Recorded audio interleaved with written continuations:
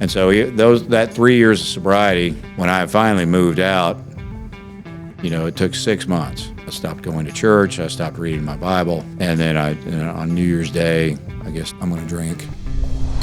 Let's be honest about recovery. The rewards, the challenges. Let's talk about our failures. We are flawed people, after all. Let's challenge the stigmas that weigh us down. Because while most of us are looked at, few of us are seen. Let's talk about addiction. And how Christ overcomes our weaknesses. Because we are loved. Because we are loved. Because we are loved. We are loved. We are because loved. we are loved.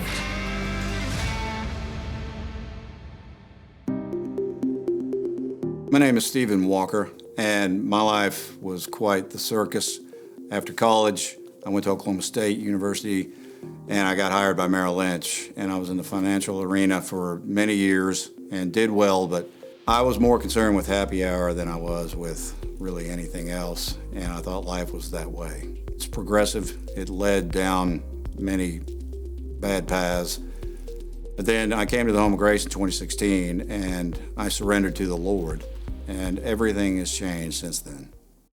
Hey, welcome back to Jesus Loves Addicts. We're glad that you're here, and I'm excited about today's episode. Today, we have a gentleman with us who I have talked shop with, I have talked football with, we have exchanged dry humor, and we've even shared a hometown, albeit at different times. So he was raised in Tulsa, Oklahoma, and I made that home for about a year and a half at some point in my journey. So I'm really excited to have Stephen Walker with us today. Thank you. Yeah, awesome. Thank you for being here. And Stephen is a man who, as we sort of have grown accustomed to hearing in these stories, built a little world for himself and then saw that disappear to his addiction. So this is a man who had some success in the financial world and saw that disappear, and then be resurrected as redemption does for us. So, Stephen, I'm so excited that you're here. And I am too. Yeah. So I know a little bit, of your story, just bits and pieces as we have shared conversation, but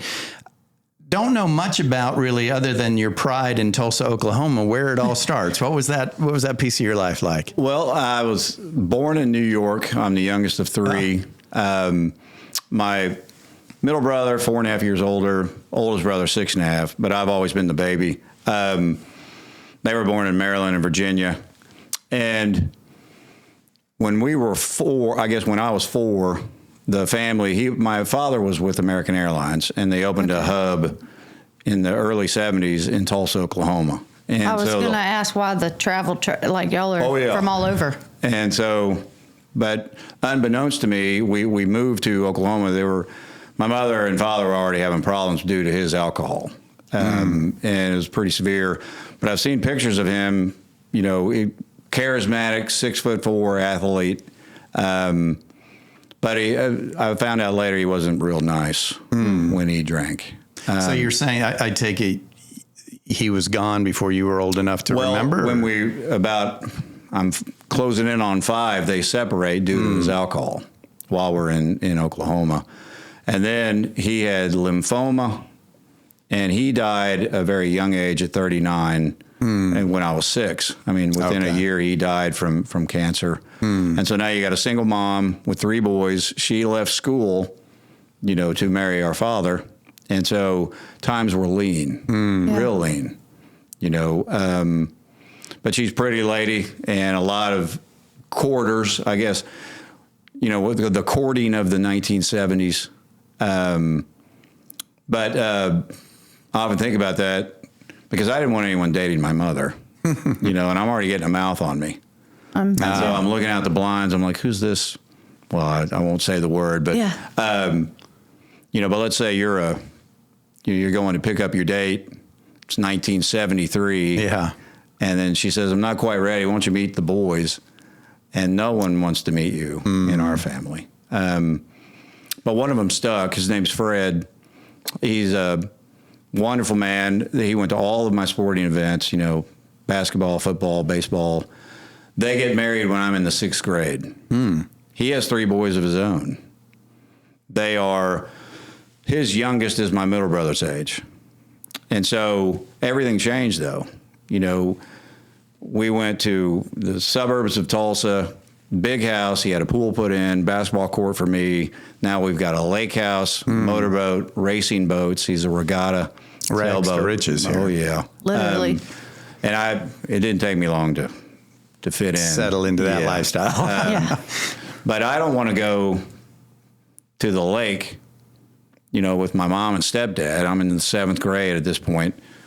So I'm working my way on how I can stay back with my 2 brothers who are still seniors in high school. And what do you think they're doing while They're they're at the drinking. lake?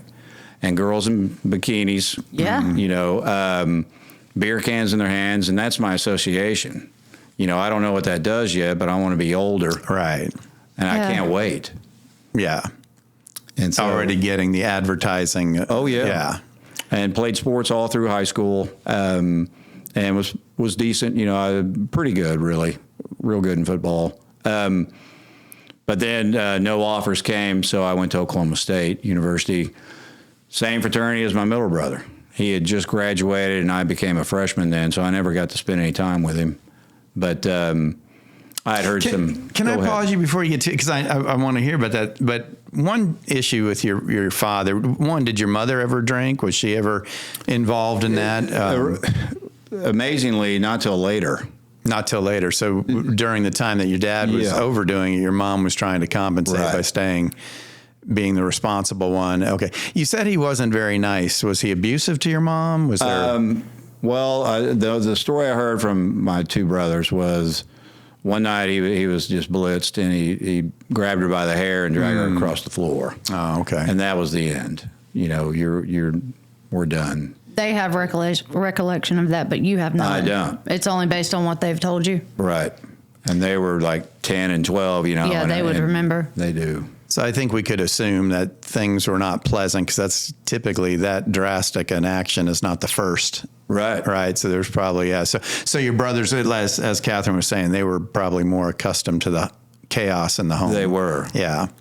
And did any of them to touch on that too? I'm glad you said that, because I'd totally forgotten this.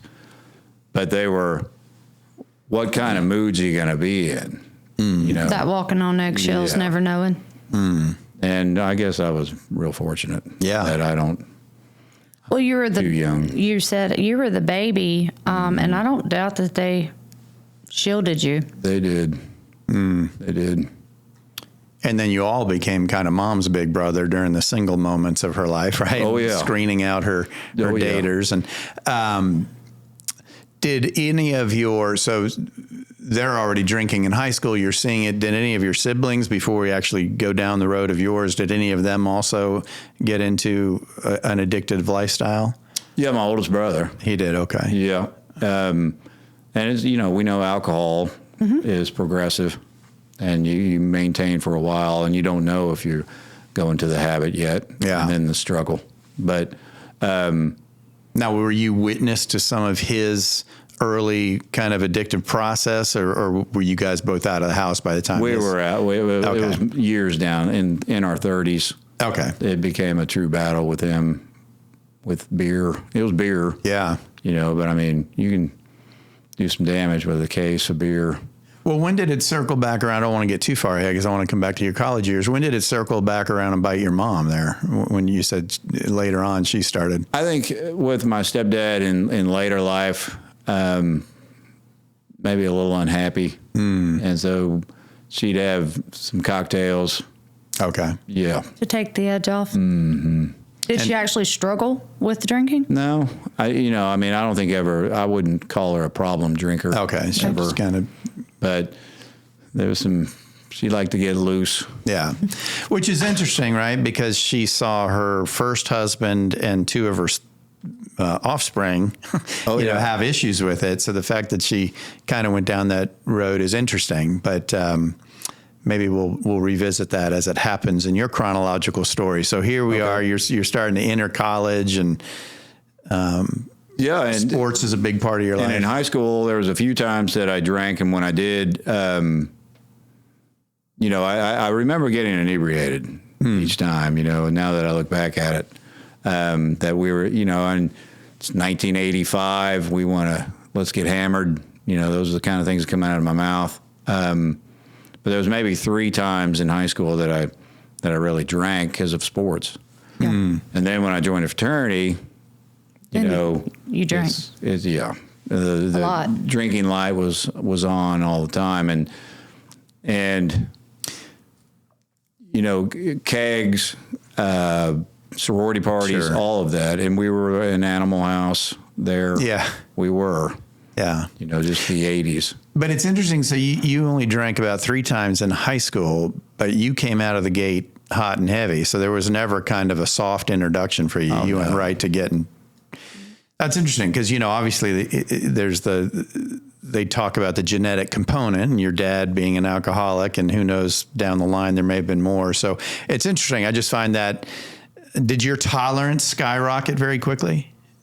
It did. Yeah. Oh yeah. Okay. And then I was kind of a representative, for a drinking contest and things Lord. like that. Yeah. Yeah. You were the life of the party. Did you take that role on in your? I did. Did you? Yeah. That doesn't surprise me. Yes, of course. I'll pound you under the table. That kind of. And you usually won. Yeah. Yeah. So how did college go for you? Were you? Great. Yeah, great. Yeah. Were you able to kind of stay focused? 5 years.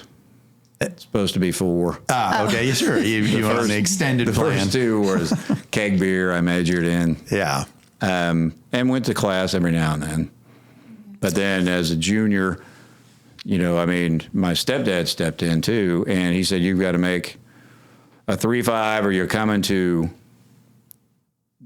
Here's a part of this story too.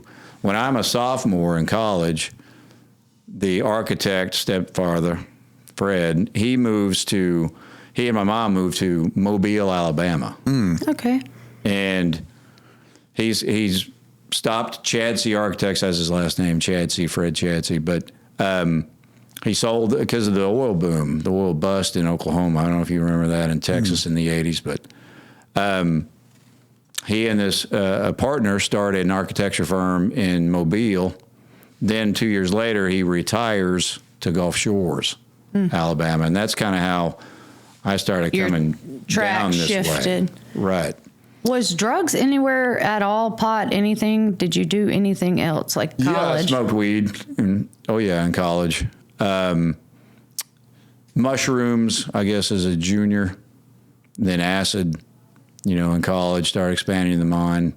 I got introduced to cocaine on a CD case as a senior, and that was not good for a period. But what it really did was just prolong my alcohol. Right. So alcohol was the key for you. It was always number one. Yeah. It just enhanced it, or I could drink more or longer. Yeah. So college took you an extra year. You said he interfered. Fred. Well, my running joke was I'm not an athlete, and so they didn't redshirt me. It took me 5 plus a summer. I forgot that too. My stepdad wouldn't forget that, but I had to. They pulled me out. They made me go to USA, South Alabama, in Mobile. Okay, so you didn't finish in Oklahoma. Oh yeah, no, I came back for my 5th year. So my real senior year was at USA. Okay. But I ended up having a wonderful time. We would go to Gulf Shores. I met some fraternity guys there. I was kind of heavy at the time. I lost a lot of weight. I was back in the gym, and felt like I got really ripped and went back to, I was kind of like the conquering hero for my 5th year in college. But that was, and I picked up my grades. Everything was B or above, A's and B's now. So something kicked in. You were still able to grow. Did you have a good relationship with your stepdad? Was that yes? It was good. Very good. Okay. And maintained a good one with your mother? Oh yeah. Yeah. Yeah. And siblings? All those relationships? All of that. Okay. And the Walker boys, we were always the Walker boys. Yeah, we were tight, real tight. What about your brothers that you gained?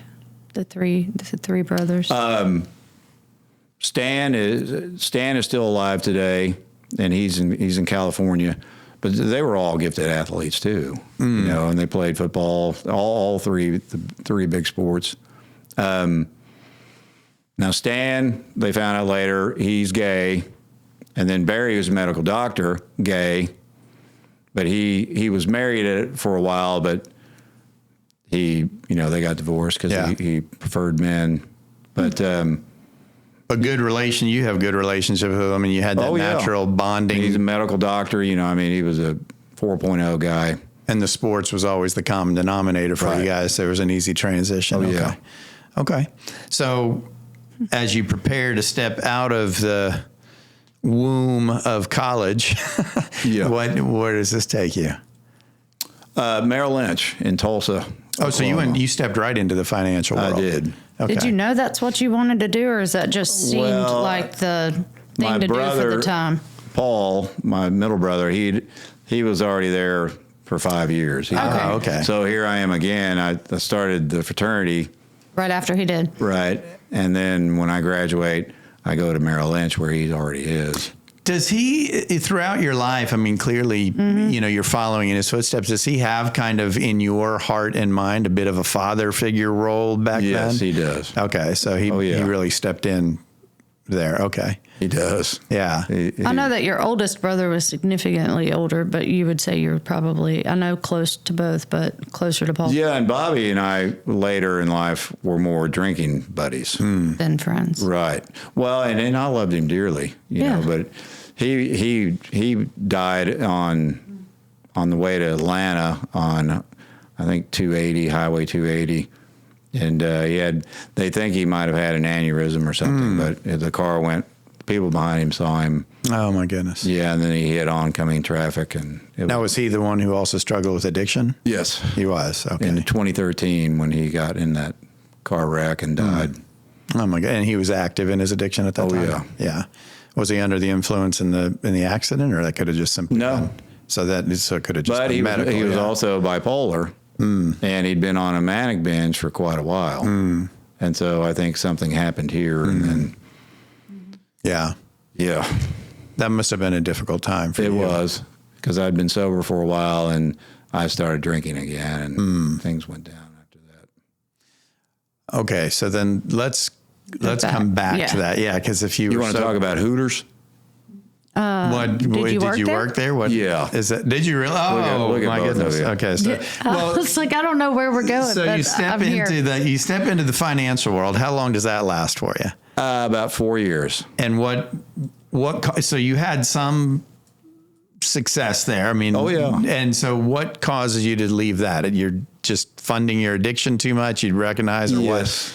Is that? I was, and also now I left Merrill Lynch once the main boss left, and I went to this boutique firm in Kansas City, and it was Hibbard Brown. They're no longer there, but that's when I made a lot of money. But my commissions were 10% on everything I did with clients, and so that was a season. But then they got in trouble. The firm you were with? Oh, yeah. Securities Exchange Commission.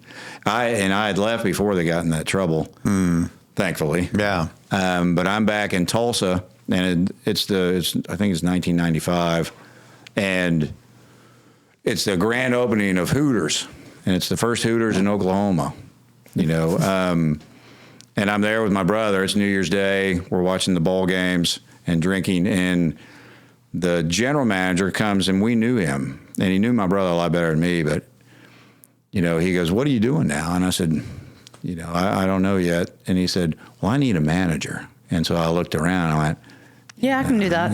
I can do this. And my brother went, "Yeah, you can." And so then that was a couple of years with Hooters. Now, which probably served really well for your addiction, right? It was perfect. Yeah, right. So it's so that really feeds this. It gets worse during this time. Much. Yeah. Yeah. What does life outside of work hours start to look like? Well, it's crept into work life too, because then when I'm closing out, you're drinking. I'm drinking. Yeah. And then, doing their if you're drinking credit all cards night. and all of that while I'm doing closing. And I was always a closer. Yeah. So you party, then sleep during the day, and then you go in at 4. Yeah. So. I do want to say,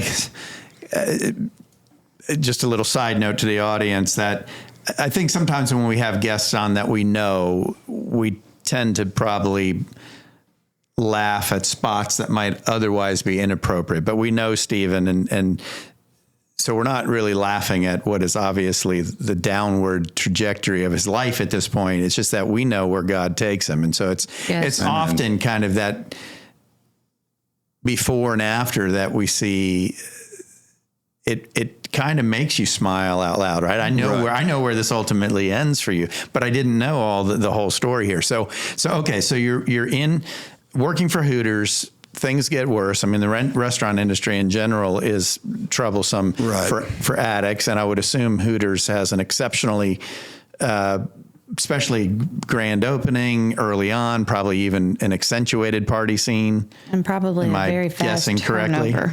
Yeah, and other drugs were involved there too. Yeah. It wasn't just alcohol. Were you having any consequences from your drinking? Oh, yeah. What were they? DUIs. Oh, how many? Well, we'll put that on hold for a while. Okay. You're coming to that.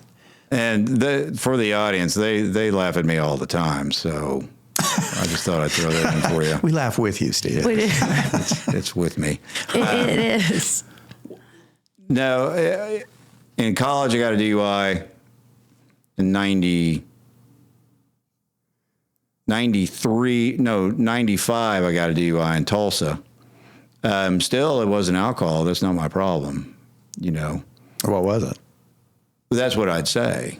I took the wrong street or, wrong place, wrong time. Right. It wasn't too much. I got you.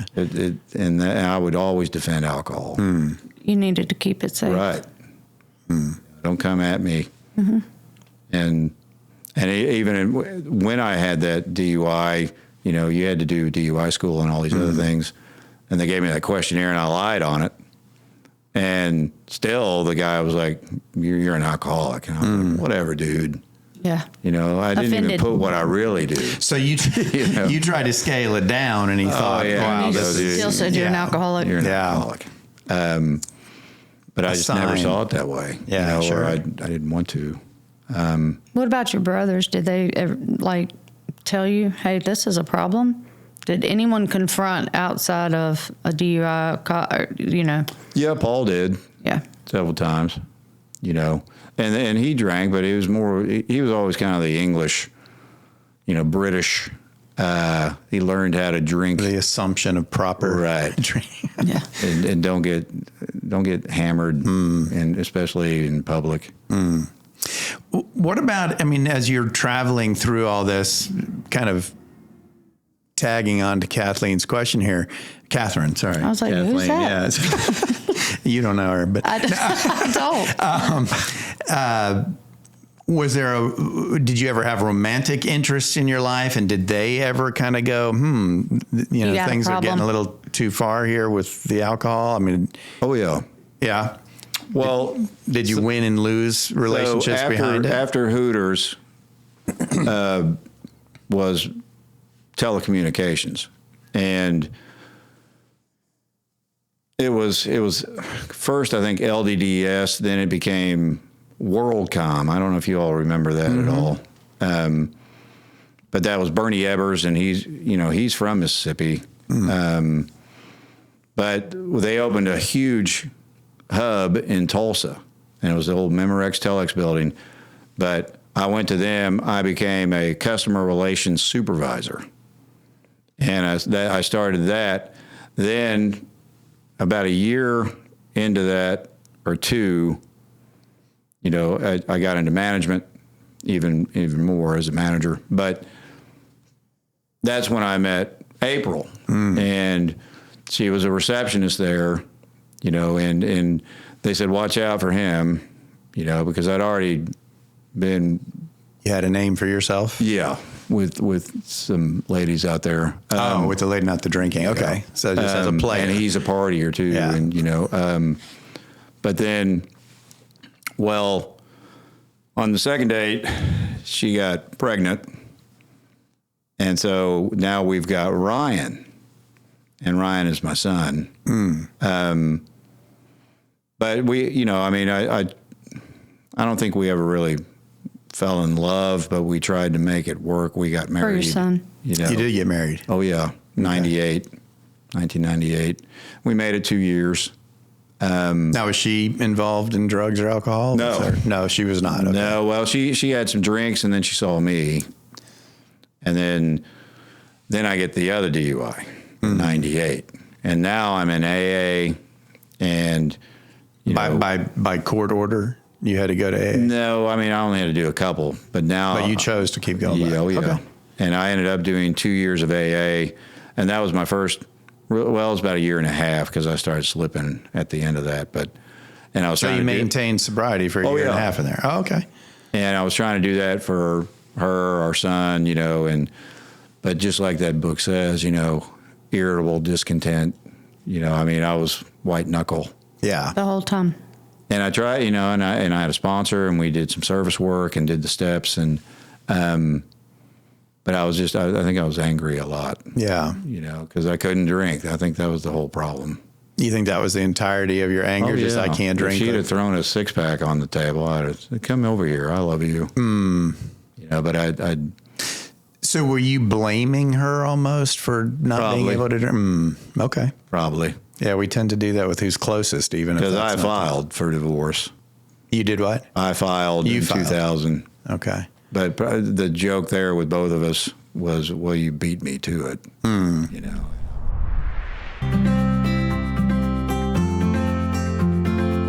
I'd like to take a moment to recognize a major podcast sponsor. Today's episode is brought to you by America's Thrift Stores, your go-to option for decluttering and giving back.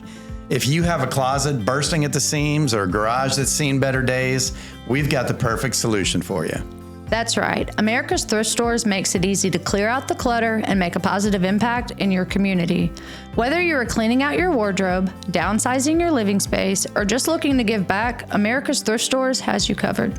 And here's the best part. You've got options. Schedule a hassle-free home pickup, drop off your items at one of their convenient donation sites, or swing by an America's Thrift Store to donate in person. No matter which way you choose, you're making a difference. Absolutely. Every donation you make to America's Thrift Stores directly benefits charities in your area, such as the Home of Grace and other fantastic organizations dedicated to helping those in need. For example, donations made to America's Thrift Stores in southern Mississippi help the Home of Grace provide support and assistance to individuals facing drug and alcohol addiction.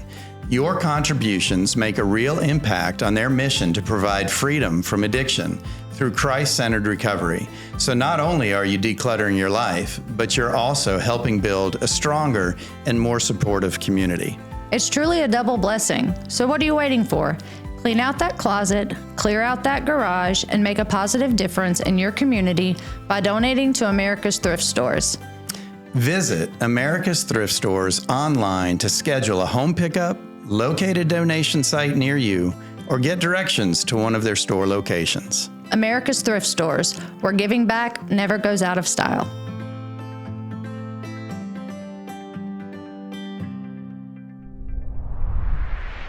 So it sounds like, I mean, if I'm reading too much into that one comment, but was it a fairly, I mean, as much as it can be, a fairly cordial divorce? I mean, did you guys? Yeah, we split the house, you know, and all the items and arbitration.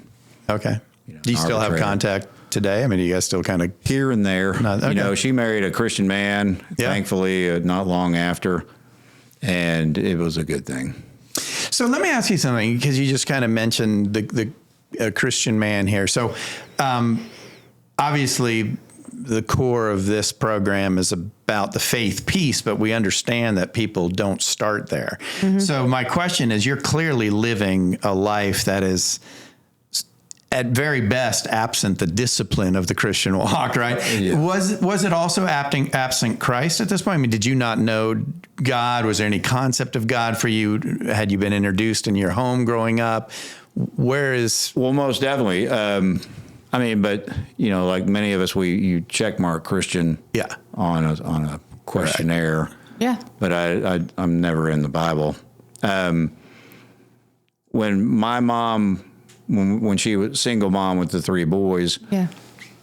I started going to school in Tulsa, where my aunt and uncle were. And I went to elementary there, and I would walk to their house. They were devout Christians, Wednesday, Sunday, twice. And my aunt, my mom's sister, would read to me on sleepovers too, picture books and Shadrach, Meshach, Abednego. And I remember Samson and Jesus Loves You, and she'd kiss me. And because I had 3 cousins, first cousins. And, but if you don't continue that, and I went to church camps, Sure. And went to church. Stepdad, I think something happened there with him. He was an altar boy at 12. And, then every time you would bring up Jesus, he said, don't bring that up. Got angry at the church. Right. I don't want to hear that name. Yeah. And so we didn't go to church, and then we moved to the suburbs. And so your exposure to it came from extended family. Right. Okay. And then in-house, you were exposed to some hostility towards it. I was. So you really got 2 sides of that. Okay. And he'd tell me, that you got to make your own way. And yeah, you're this number isn't one. for me. Yeah. Yeah. Okay. And I hope he got softer at the end. He died just about a year ago. So there's only my brother and I left, Paul. Oh, okay. Yeah. Where was Fred living when he passed? Was he still over Gulf this? Shores. Okay. Yeah. Once they were there from 90 to present. My mom died in 2009. Cancer, smoking. So there's kind of tough. Also a difficult time for you. Yeah. We keep jumping out of order here, but that's always there. Were you using at that time and your mom died, or did that, you were? Okay. Did that harbor some or instill some guilt or shame? And I was buzzed when I went to the funeral. Okay. And stepdad was just angry. Not happy. And so was my brother. He was like, unbelievable. You're drinking. But I didn't know how to deal with it. That's how I dealt with things. That's all you knew how to deal with things. And drink. Okay, so we're going to get there. So we're back We'll rewind. After your divorce from April, and y'all separated, what about Ryan? Like, what did your life look like now that you're divorced? Okay. Yeah. Okay. And, had him weekends and, one night a week. And, but I'd love to go back to those times because there's no manual. But I tell the men here, that I would, that's because I do a guilt and shame workshop here. Yeah. And, I would love to go when he's 3, 4, 5, 6, because you're never going to get that back. Yeah. Right. But, it was more about me. Yeah. And I was regressing again, pretty strong of drinking and wanting to party. And did you start? I'm so sorry. No. Did you start drinking before that divorce was final? Because I knew that you white knuckled it for a while, and I'm not sure that there was a few times that I got some tall boys after work. Oh, okay. That's when you said you had started to slip in AA. And then I never would get a chip. Yeah. They would. You weren't going to get up. She was like, what's happened to the chips? And I was like, you didn't want to stand up and get a 24-hour chip again. No.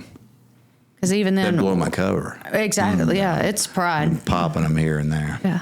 And then people are going to start watching you if you start picking up 24-hour chips all the time. Was that undercover work only at home, or were you also keeping it from your AA and NA peers? Or were you being honest? No, I'd severed him by then. Yeah, okay. And then there was some lies. There was some lies there too. Going to the AA meeting, and I didn't go. Okay. Some hidden bottles too. Yeah, you went to the first A, but not the second A, right? It's all coming back to me now. Yeah. I wanted to ask, do you feel like the decision to go ahead and go forward and file for divorce was you wanted to be able to drink without a bunch of people telling you what you could and couldn't do. Absolutely. Now that You've had years to look I had over other it. things that I could have said, but no. Yeah. I wanted to drink. But the root of it is I want to drink. Right. Yeah. How old is your son now? March 29th, 98. Okay, so he's an adult. He's graduated 26. college. 20. Thank you. 26. Did he ever have any issues with addiction? Did it ever take him down that road? Or No, I mean, and not that I know of. Okay. But he sheltered life too, and they moved to Europe, and he's fluent in German. Awesome. They were in Belgium. Do you have a relationship with him? Not really. Okay. Yeah. If you don't mind me asking, do you think, is there some anger on his end, do you think? Is there... I don't know. You don't know, Yeah. so okay. So at what age did you lose, because when you have this divorce, you have shared custody. At what Right. age do you lose contact with him? He's about to turn 7. And what Not happens long. there? Well, that's tough. Yeah. I don't like... But it is... I said there wasn't anything I wanted to talk about. Yeah. Okay. But no, I will. You don't have to go into detail though, No, Stephen. but, I wasn't doing well. Yeah. And I went to a birthday. He was at some birthday party, and I showed up there, and I Drunk. was, yeah. And she said, you just got to have to be supervised from now on when you see him. And I yelled at her, and You're not going to supervise me. and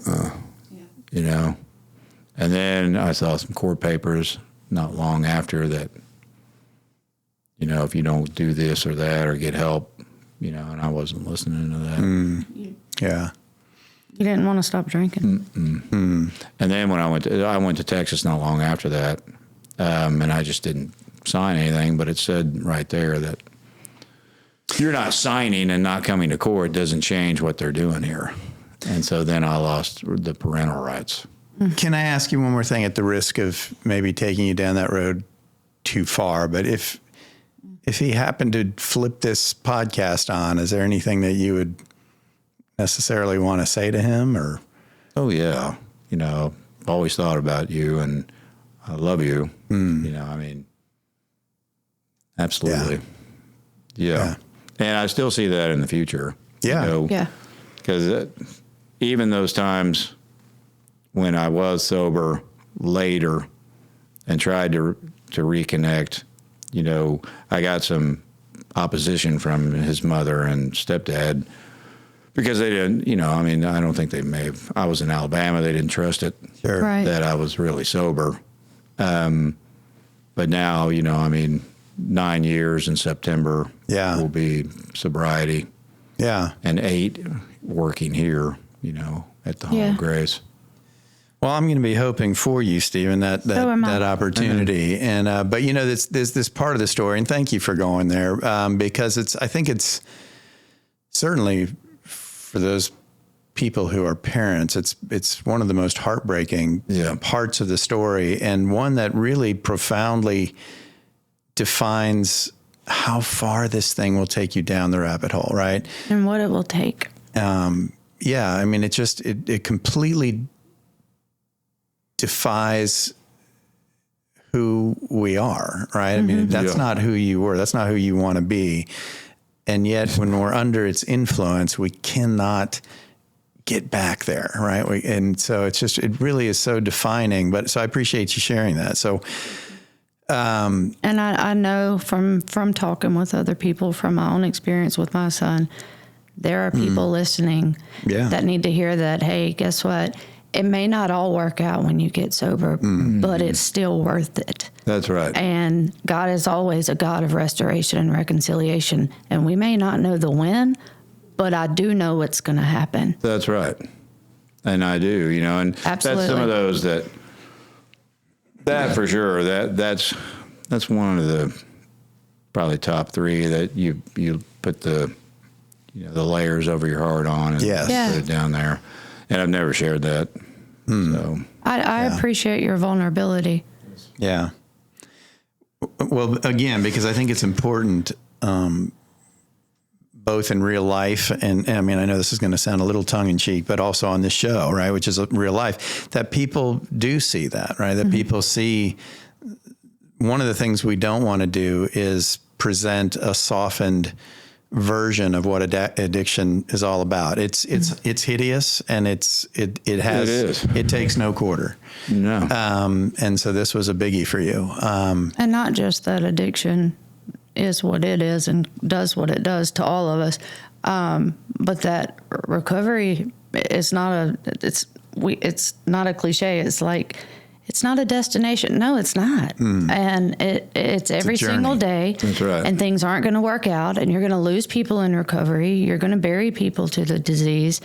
You're going to lose marriages in recovery, lose children, and it's still worth the recovery. Right. And the reality is, I mean, the hard thing is that you may have lost things in your addiction that you'll never get back. You know, that's one of the hard things, is that we're not guaranteed to get back everything we've lost. That's not what this is. But what recovery can give you at its worst is you can stop losing things, right? I mean, you can stop the bleeding, as they say, right? That's great in and of itself. The beauty is that you will get some of the things back. People will throw their trust at you, put their relationships in your hands way before they should, because they want to, right? Their issue is the same as anybody's, right? We see what we want to see. So I always tell my clients, look, the reality is your family and friends are probably going to give you their trust way before they should, before you've even earned it back. But there are some things that you may never get back. And that's just a harsh reality of what addiction is. Yeah. Well, and then I don't know how I even managed before Christ, you know, and now when I look at this, my life with Christ now, amen. You know, thank you, Lord. Yeah, for sure. That I can go to you through the day, you know, and I didn't have that. And even though I might have had money and some other things, you know, I was lost and always. You had all the counterfeits that the enemy throws at you. Yeah. So, okay, so we're about to. Well, I don't know if we're about to, but so let's start from that, right? So that this horrible event happens with your son. You finish that process. You've now lost him in this moment in your life, in this story, right? So this wasn't too far from when your mom passed. This would have been, what, 2006, 2007? Court? Yeah, court. Well, no, court was, I remember now, because it was 98, and then what, Katrina was 05, right? 05. That was just before Katrina. Okay. And, you know, then I found out, too, that you don't have those rights. And so I'm down in Padre Island, Texas, you know, restaurants. I'm just lost. Yeah, sure. And drinking daily and cocaine. And then, you know, my parents are in Gulf Shores. And so I said, look, I need a place to land. And so I-10, but you couldn't get off.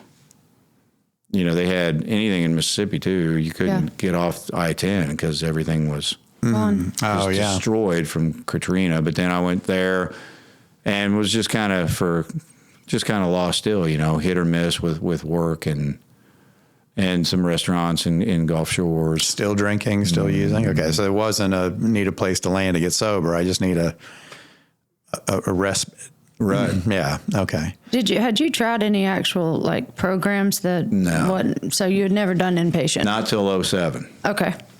And then my mother got online and she said, "And it's free," you know, and I was like, okay. But it was in Birmingham, Alabama. It was the Jimmy L Mission. And I graduated there, came back. Well, wait, what precedes getting there? Because you just said your mom brings this up and you're like, okay.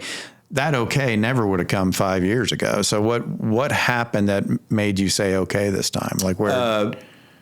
Well, I mean, from Tulsa to Texas to, you know, now I'm kind of bartending and assistant managing a restaurant, You know, You'd been way up here. Now I've got a college degree, you know. You're way down here. But my self-esteem's down here.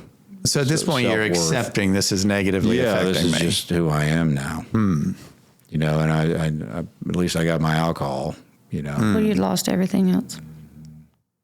Well, see, that's what I mean. Sorry, I don't mean to, but that statement, right? You say, at least I had my alcohol.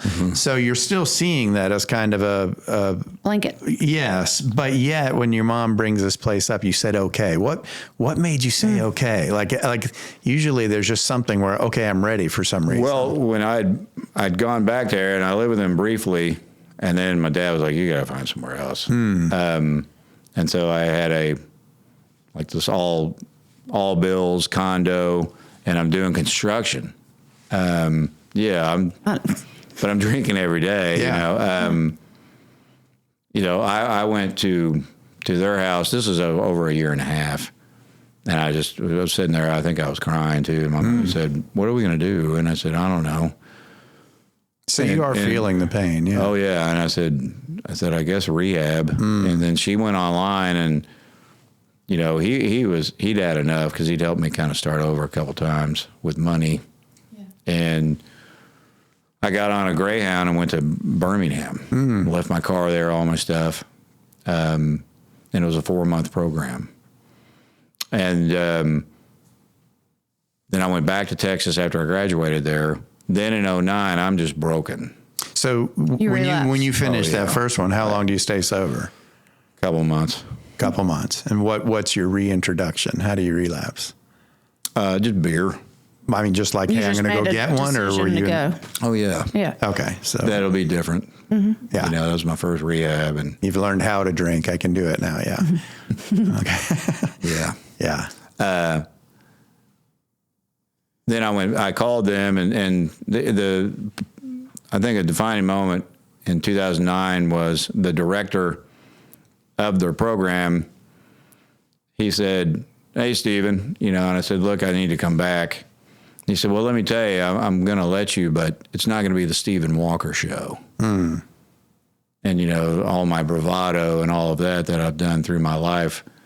Is that how you managed your first time through? Yeah, and I was the man and all this, and which I wasn't, you know, but they cut me real, and so I went, okay, now I'm going to really do this, and it was totally faith-based. It was, you know, Christ-centered, and I got saved in September of 2009. I remember it vividly. At that program? Yeah, and, you know, I think they should be renowned too in their field, just like we are. Sure.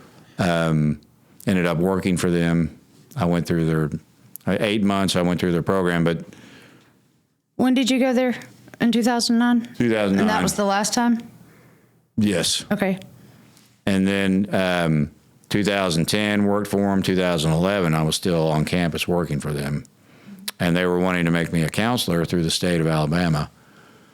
But then a buddy of mine who I went to the program with in 2009 came by and he goes, "Where you been? You know, I've been looking all over for you. I can't believe you're still here." And I said, "Well, I think I'm going to be a counselor here."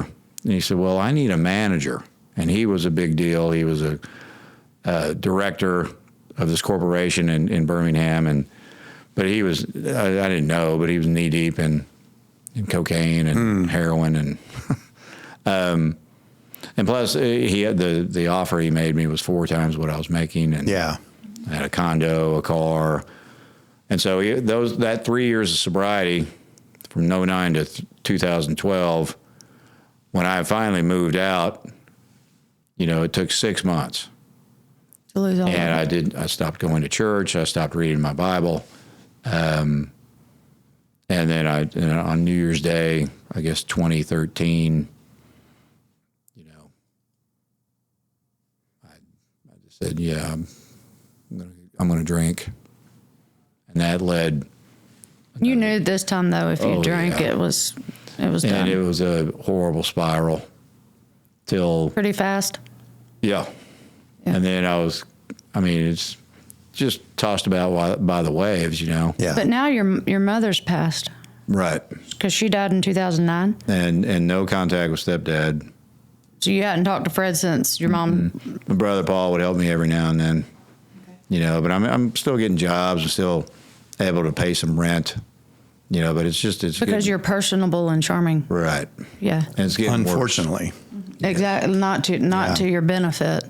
And So this is, take us back to just a brief highlight before it all goes south again.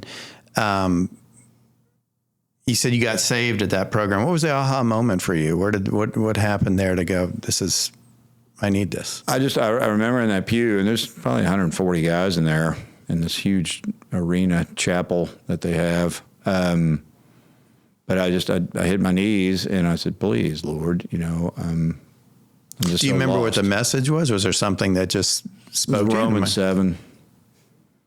I do what I don't want to do. Paul's what I want to struggle. do, I don't practice. And, and I still haven't dove in yet, but that's where I cut my teeth. It was King James and then New King James, but that's when I was in it. Yeah. And I fell in love with the Bible, and I just started going in it. And I had a wonderful mentor there. He was Dallas Theological Seminary. He's still there. He's not there, but he's got his own church there, Mountain Brook Independent. And I need to reach out to him, but he really guided me during those years. Yeah. And really wanted me to be a counselor, and was real disappointed when I left. Yeah. But he knows what you're doing now? Oh, yeah. Okay, good. Yeah. Good. Yeah. He's real happy. A lot of them are. So they've visited here before. Their counselors have come here. Okay. So you graduated the second time through when? 09. 09. Relapse stayed. 2013. Yeah. Right. And okay, so take us down that slide. Birmingham, and working for this corporation. And I just started feeling sorry for myself, and now I'm not reading my Bible either. It's over on the shelf, like maybe I'm fixed and I'm not. What kind of contact with your family during that period of sobriety? Well, now that's coming too. Okay. After I started drinking again, and I quit that job before I got fired because I'm drinking at lunch. I moved down. My oldest brother is in Mobile. And so I move in with him in his little one bedroom, and I'm doing restaurant stuff, but still drinking. Is this when y'all became more like drinking buddies? Right. And then he was, here comes Hooters again. At the gym, I meet this guy who he needed somebody at Hooters. You've got experience? I said, yeah, that was so long ago. But I went through their training, and I'm, but I've gotten sober briefly. But that's when they needed me in Gulf Shores. So now I'm back in Gulf Shores. How strange, and got a little one bedroom there, and I'm not drinking. My brother, I get the news from Paul that Bobby and Bobby's my oldest brother. He was a golf pro. I've told you that about him, but alcohol hit him too. But he got in that car wreck and died, and I went out and drank that night, and then here we go again. Yeah. And Hooters. How did you get sober for that brief time? Because you relapsed, you moved down here, you're kind of in the restaurant industry. I was running out of options too with living with him, and I self-detoxed, and not hanging a banner on that, but I did, and I was miserable for a week while I'm going through their training. Yeah. But I just white knuckled it. Okay. So you've learned enough through the treatments to know that, hey, this is not going well, something needs to change, and you kind of tried the the DIY version of that. Okay. All right. And then tragedy strikes. Yeah. And you relapse, and then off to the races again. Okay. And where does that take us?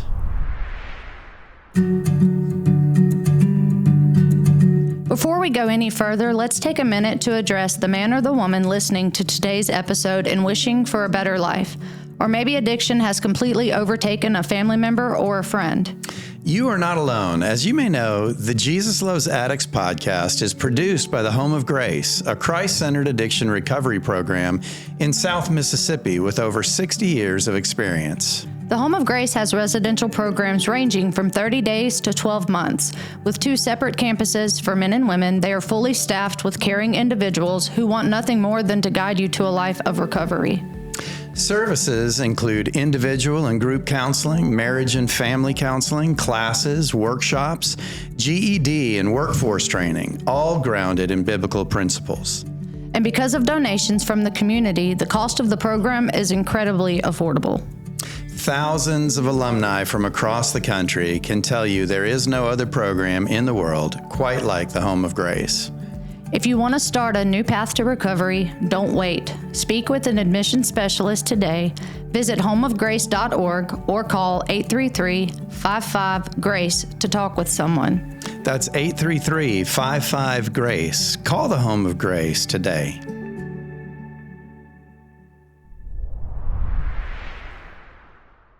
By the way, is there any kind of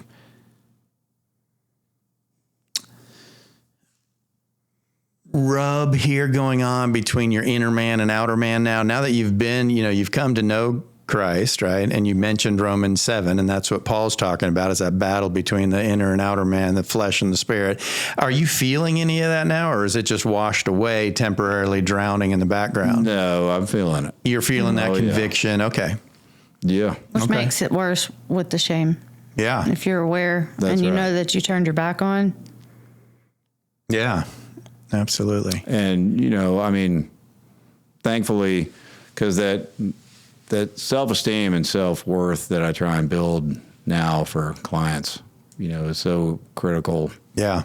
Early in their weeks, the weight of the world's on them. But that's where I was. Yeah. That anvil on my neck. My brother, it was 2015.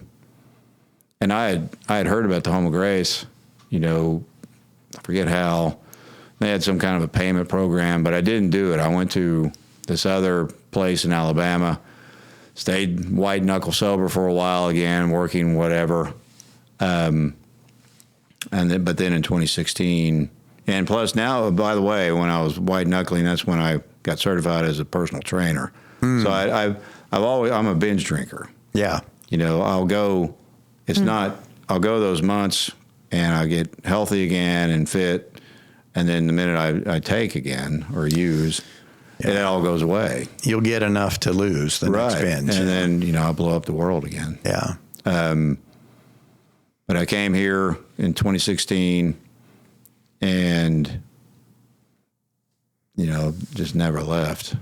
So how many treatments in total have you been through? 4 or 5? 4, I think. Well, maybe 5. Okay. Yeah.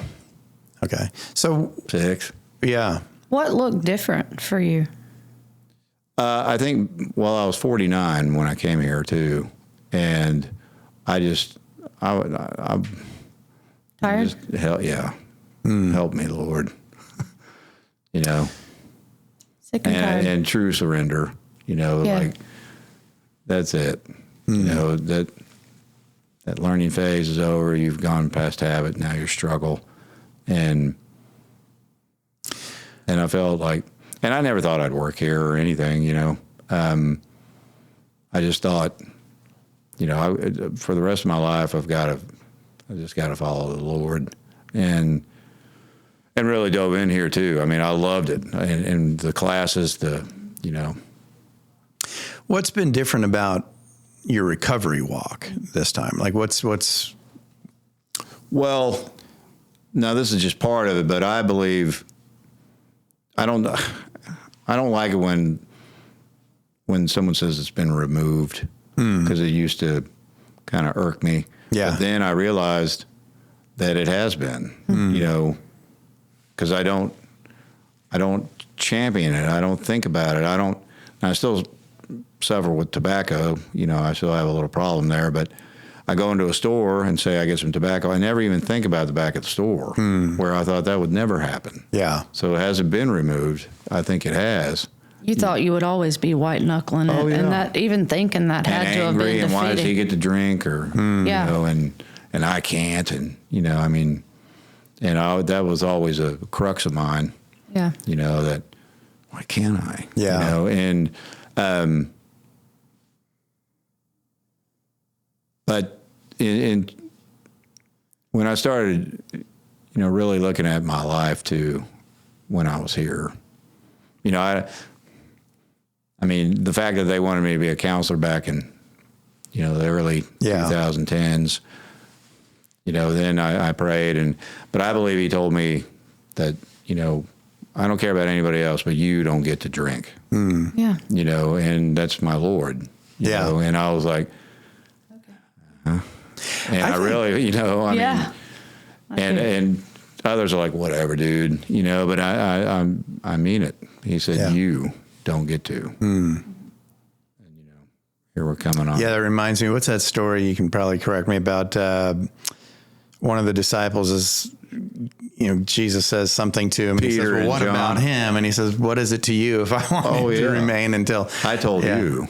Yeah. Yeah, Peter's like, what's John going to be doing? And he's like, you know, don't worry about what he's doing. Right. I told you to do this. Amen. And follow me. So I really hear that in your life. So, you know, it's interesting, just as a philosophical talk, I may be the odd man out here, and I don't know that I'm completely the odd man out here, but I too struggle with the concept of it being removed. Now, listen, I'm not going to limit God. God can do what he wants. I think he removes it from some. I think for some it's a constant struggle. But I think more than having to arm wrestle that and define that, I tend to think that what makes it feel as though it's removed is what your walk resembles today, Stephen, is that your focus is being attached to the vine. You are so clung to the vine now, right? You're in your Bible, you're doing that thing. But I think we're always just a bad decision away from being enticed by the other stuff. Throughout the Bible, Old Testament to New, God is always saying, remember, don't forget what I've done for you. Stay connected. And what we always hear is that in relapse, you've referred to white knuckling it a lot. White knuckling has to do with stepping back into my old lifestyle just without the drink and drug. Well, ultimately, that's going to lead back to the drinking and drug because that's what the old lifestyle supported. So when we turn that around, when we turn our focus around, when we cling to him, I don't know that it's been removed, but it can't get close to us for sure, right? Because we're close to the giver of life, and so those things that bring death don't have a. And so that's why it's got to be daily, right? And I mean, yes, and it's a constant thing. You're never fixed. There's no light switch. You're not cured. No. Right. That's what a great reference too, right? You're referencing where Paul says, I die daily, right? And often Paul is given this kind of guru status in the Christian community, and with good, I mean, he's a great man, but only as great as God allowed him to be. That's he's no different than you or I. And he acknowledged that he has to die daily. In other words, dying to his own desires. And I think that's where I love that it feels like it's been removed. And again, praise God, maybe it has been. But even if it hasn't been, the fact that you are so close to the Lord now, it has no place in your life, right? For sure. And you know, I mean, maybe it's personal pride too, but I don't, and it's only through Christ, but I want to be able to say, you know, when on my last days that September 9, 2016 was my last drink. Yeah. You know, and there's that little pride in there, yeah. But you know, and I don't celebrate those. You know, nothing against AA, but I don't celebrate that day. But I know when it comes on that there's another year. It's a reminder, right? You put a pile of stones there. Right. It's a reminder. That's a good thing. Yeah. Right. What would you say your biggest struggles have been with this round? That you would have to say that this stretch of recovery is more than just a stretch. Like this is it for you. Mm-hmm. What has been your biggest roadblock and struggle in the last 9 years? Well, that's a good question. I mean, really, I just kind of been doing the work. You know, I don't think there's been a big problem there. You know what I mean? Yeah. Now there's always frustrations, you know, in any place you work. But we'll edit that out. I was like, well, I laughed. I shouldn't have laughed. Right. But, you know, with the client load and what I have now, you know, I try and do the 100%. Yeah. What the 9 o'clock client, the 3 o'clock gets the same, you know, and through the day. And, well, Colossians 3:23, whatever you do, do it heartily as to the Lord, not to men, you know. And I kind of learned that here in the program and kept it going, you know. I'd love to financially, you know, and sometimes that irks, you know, that you could possibly now that you are truly sober. But, yeah, I'm no spring chicken either, so I check myself there too, you know. Well, money wasn't ever your friend. It came easy for you, but anything that comes easy. Right. And it's not worth. And I feel like he's got me here for a reason. Exactly. Yeah. You know, and so I don't want to mess with that either. So I would say that's, you know, and again, we're just contemplating here, but I would say that's a checkpoint for you, right? Because, I mean, that takes me to the verse, what does it profit a man Yes. to gain the whole world and lose his own soul, right? Right. For whatever reason, that's always been a problematic area, right? Excess tends to breed excess. And so for some, so yeah, you know, it's funny. I wrote down earlier in your story, I just wrote down the word humility. And I wonder if you could just speak a little bit to that because, you know, and we have fun with you, but clearly one of those, the first time through the program in Birmingham, you know, before you went the second time, that gentleman said, okay, but it's not going to be the Steve Walker show. Right. How did you kind of embrace humility, right? I mean, that had to be a part of your... Well, it is, you know, I mean, it's still been a struggle at times. Okay, fair enough. To be humble. So there's one of the answers to Kathryn's question. And there's a struggle that you've been working with, right? That's right. Yeah. You know, I think you said it earlier with the bravado. It's been a wall for you. Mm-hmm. If everything's a show or a joke or hey, then people don't really see you. But we don't have to. If I'm always something else, then I also don't have to see me. Right. And now that's kind of on the coworker side. On the client side, it's and with coworkers too.